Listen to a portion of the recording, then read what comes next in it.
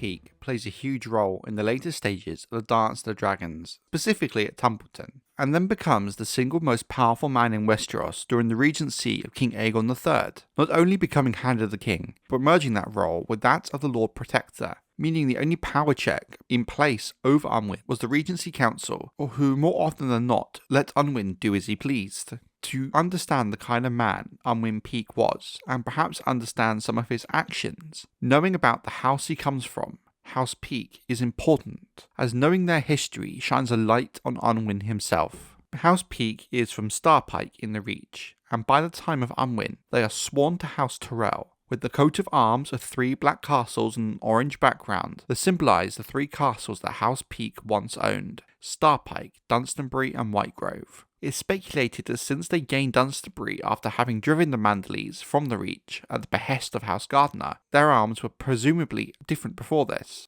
What is important to understand about House Peake is they are Marcher Lords from the Dornish Marches. During this time period, and for much of the history of the Targaryen Westeros, Dorne was not a part of the Seven Kingdoms. Thus, Dornish raids and incursions often happened along the border of the Dornish Marches. Repelling these attacks are the responsibility of the Marcher Lords, and thus House Peake. House Peake is also one of the few remaining houses to have firstmen origins as far south as the Reach. According to the tales from the Reach, the Peakes, Florence and Bulls all descend from one of the 3 husbands of Flores the Fox, a daughter of Garth Greenhand. Traditionally, the Peakes were historical rivals of House Manderly. During the reign of the Gardner Kings in the Reach, King Gawain the Fat persuaded Lord Manderly and Peake to accept his judgment on their quarrel without any bloodshed. Near the end of the long reign of King Garth Greybeard, a problem arose with the succession, as Garth had sired no sons and only daughters, one of whom married a Manderly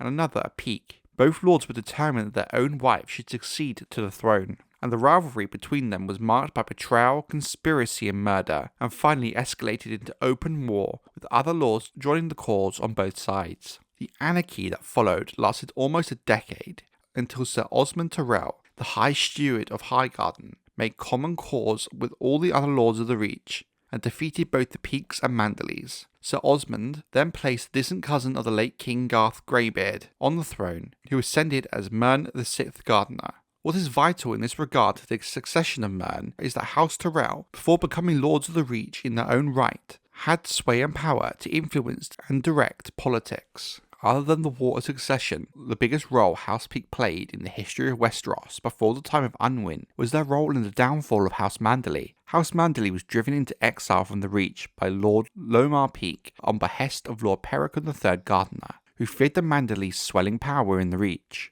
This allowed House Peake to acquire the Manderly seat of Dunstanbury, adding it into their already vast lands. While House Manderly was forced out from the Reach, this is one of the very few cases wherein the house did not end up extinct, with the Manderlys relocating north to White Harbour, becoming one of the most powerful and influential houses in the north in their own right. Despite their new success, House Manderly and Peake would remain bitter foes. With the biggest rivals in House Manderly now removed from the Reach, the power and position of House Peake remained unchallenged until the time of Aegon's Conquest, which marks their rapid decline. Lord Armin Peake and his sons perished upon the field of fire, along with many of the High Lords of the Reach, the whole line of the Gardner Kings. Unlike the station they had enjoyed under the Gardner Kings, they had no blood connection to the new Lords of Highgarden, House Tyrell, and thus had no reason to be favoured. And so their swift decline began. From then on, they would only play a bit part in the history and politics of Westeros, but one Lord Peake saw a chance to regain the station of his house and make them even more powerful than before. That man was Unwin Peake. During the Dance of the Dragons, Lord Unwin Peake supported the Greens. He took command of the Green Army from the Reach after the Second Battle of Templeton, and led the retreat once most of the senior command structure had been killed. In a single battle, Lord Unwin found himself the head of one of the very few large armies left in Westeros. Even Unwin to a point expected him to be named on the Regency Council of Aegon III from the onset, given his influence after the Dance of the Dragons. Many felt him too ambitious, but after the death of Lord Corlys of Velaryon, Lord Unwin was given a position as one of King Aegon III's regents, eventually becoming Protector of the Realm and Hand of the King. In a matter of months, Unwin Peake reversed the fortunes of his ailing ancient house, and, to an extent, no one could have foreseen a few short years prior. But the Dance of the Dragons changed many things, and now Unwin Peake found himself the most powerful single man in the realm, more so than even the boy King Aegon III, who still had many years left till he came of age and could rule in his own right. But with events to come, you could say that despite the achievements of gaining so much power, Unwin Peake was about to fly too close to the sun. And like many men before him, power is a fleeting and brief gift, changing hands like the wind. But before that day came for Lord Unwin Peake, he still had much to be done, and for good or ill, Lord Peake would write his name forever in the histories of the Seven Kingdoms.